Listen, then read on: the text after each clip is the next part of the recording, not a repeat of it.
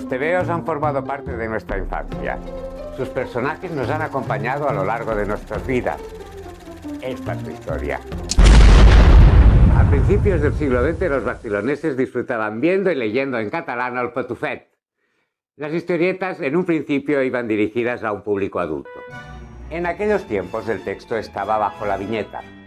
Los primeros globos o bocadillos llegaron en 1910 con la revista Infancia, pero el primer auténtico tebeo que apareció se editó en Barcelona fue Dominguín, una revista de 4 páginas de historietas que solo duró 4 números. Después llegaron Virulet, Siglunet o La Gralla. Los tebeos para niñas aparecieron de la mano de Joaquim Bohigas. Su abuelo materno, Miquel Garriga y Roca, fue el arquitecto del Gran Teatro del Liceu. Su padre, Cayetà Bohigas, fue el autor del monumento a Colón. Y su hermano, Carles Bohigas, diseñó las fuentes luminosas de Montjuïc. Joaquim Bohigas será una figura clave en esta historia. Editará la revista Tebeo, de la que fue también guionista. Quería reproducir el éxito del Patufet. La revista costaba solo 5 céntimos. Su rival comercial será Joan Bruguera Teixidor, que con su editorial El Gato Negro editará la revista de historietas subtituladas Pulgarcito. De Madrid nos llegará la revista Pinocho, editada por Saturnino Calleja, el de los cuentos de Calleja, o Macaco. Los años 30 fueron esplendorosos para los tebeos.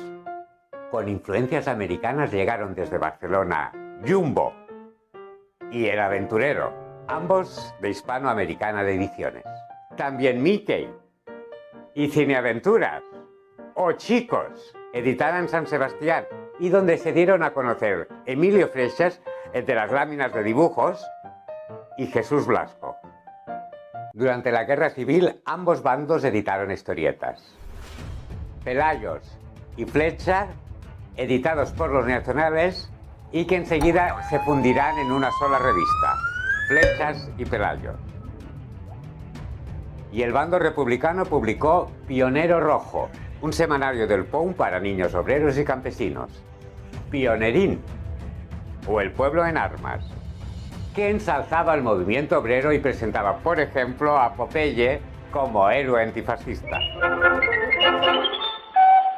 Pero el tebeo era el rey de las ventas. En 1936 imprimía 250.000 ejemplares. En la Guerra Civil cerraron las editoriales. Solo aguantaron 2. El Gato Negro, que perdurará con el nombre de Bruguera, y el tebeo de Joaquim Bohigas. En 1940 aparece la colección Grandes Aventuras y las historietas de Eduardo Bañós, Roberto Alcázar y Pedrín, del que nos han quedado expresiones como «chúpate esa» y «ostras, Pedrín». Eran los tiempos en que se leían las novelas de Marcial Lafuente Estefanía. En 1941 vuelve el tebeo. Se publicará El Coyote y El Guerrero del Antifaz, ambientado en tiempos de la Reconquista.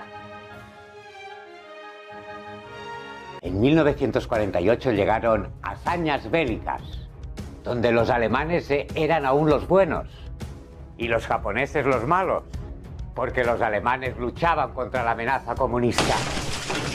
En los años 50, Barcelona, Valencia y Madrid copan la publicación de cómics. Se popularizan Aventuras del FBI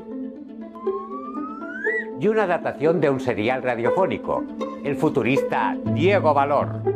A pesar de no ser un cómic español, tenemos que recordar al Príncipe Valiente, que llegó a España en esos años y marcó un hito en el género.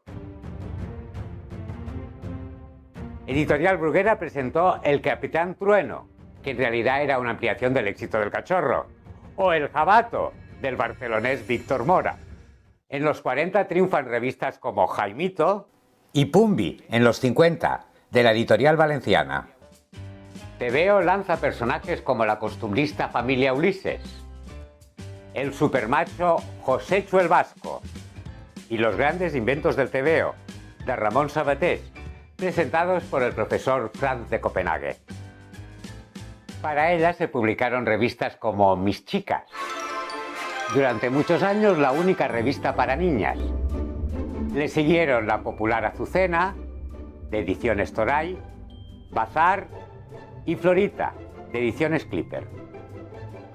Después llegaron Lupita, Mariló, Estrellita, Merche o Golondrina, todas ellas reproduciendo el eterno rol servil femenino de esposa y madre. Al final todo acababa en boda. Editorial Bruguera arrasó con Pulgarcito.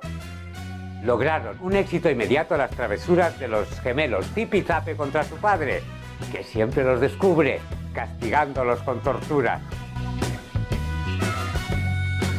Otro personaje era Carpanta, que siempre iba buscando el pollo soñado que nunca llegará a degustar. La censura también se metió con Carpanta. En España no se pasa hambre. O el pacífico y palurdo Gordito Relleno. La resentida solterona Doña Urraca, que se alegraba del dolor ajeno. Carioco, un loco que de vez en cuando se escapaba del manicomio vestido con traje y corbata. O el doctor Cataplasma y sus enredos con su empleada mozambiqueña Panchita. En 1952, con Editorial Juventud, llegó por fin Tintín a España, para romper moldes. Y Editorial Maga publica Pantera Negra, Apache y Bengala. Pulgarcito nos abrió toda una colección de entrañables fracasados. Rigoberto Picaporte, Mortadelo y Filemón, Sherlock y Watson, pero en palurdo. Aunque Mortadelo, como los superhéroes, se puede transformar en cualquier cosa. La familia Trapisonda, un grupito que es la monda. Rompetechos, el botón es sacarino. Pepe, Gotera y Otilio, chapuzas a domicilio. Otros personajes de esos años fueron el superdotado y generoso Pitagorín. O las hermanas Hilda, una hermana seca y estirada y la otra soñadora y despreocupada. O la bonachona y despistada Abuelita Paz.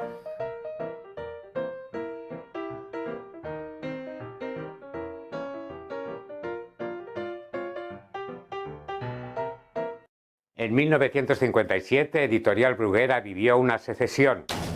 Parte de su plantilla editaron con su cooperativa la revista Tío Vivo.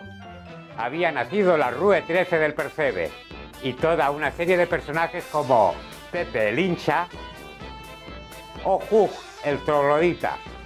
Bruguera superó la crisis. Editó Can-Can, una revista semanal con un humor más inteligente.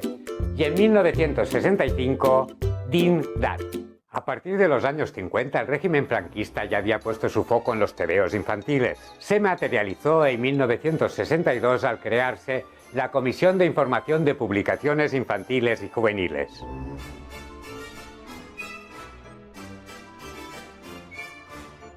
Para eludir la censura, las editoriales optaron por ambientar sus historietas en lugares míticos o imaginarios, nunca en España.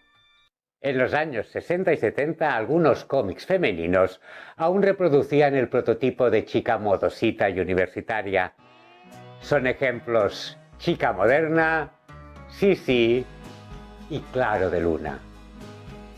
Después aparecieron Liliana Zapata del Aire y Mari Noticias, que reflejaban una mujer mucho más independiente y liberada. En 1968 el diccionario de la RAE incluyó la palabra tebeo, justo cuando los tebeos perdían su popularidad, ya que los niños preferían ver la televisión.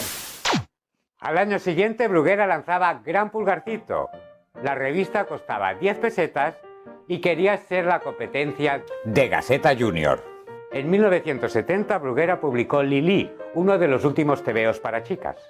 Los niños incluso alquilaban sus tebeos con sus amigos por días. Se cambiaban unos por otros en el kiosco por unas monedas. O se intercambiaban en el mercado de San Antonio. Bruguera dejó de publicar su Gran Pulgarcito. Se reeditaron éxitos pasados y los tebeos clásicos fueron perdiendo popularidad. El boom del cómic para adultos vino tras la muerte de Franco. Nacieron revistas como El Jueves, Tótem Blue Jeans o Creepy, combinando cómic norteamericano y español. En los 80 aparecieron El Víbora y Makoki. Bruguera decidió desempolvar Pulgarcito con los mejores dibujantes: Ibáñez, Raf y Han. El fin de la editorial Bruguera fue el fin de los tebeos clásicos. Después llegará el manga como fenómeno editorial. El primero que nos llegó fue Heidi, luego Marco, pero eso ya es otra historia.